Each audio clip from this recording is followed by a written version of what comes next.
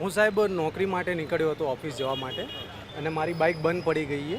તો એના કારણે હું હમણાં છેલ્લા અઢી કલાકથી અહીંયા ગેરેજ ઉપર ઊભો ગયો. અઢી કલાકથી હજુ સુધી મારી બાઇક રિપેર થઈ નથી. એના કારણે હું ફસાયેલો છું. કોર્પોરેશનનું કામ છે કે નહીં? કોર્પોરેશનને એટલી જ અપીલ કરવા માંગીએ છીએ કે જ્યારે પણ આવી રીતનો વરસાદ કે એવું કંઈ આવે છે ત્યારે કમર સુધીના પાણી ભરાઈ જાય છે.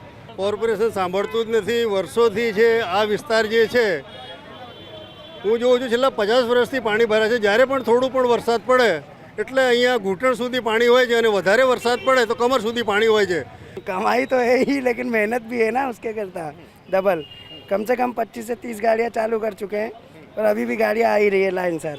बंद नहीं हो रही गाड़ी आना. बहुत पानी भरा था यहाँ पे, घुटने से ऊपर ऊपर पानी था.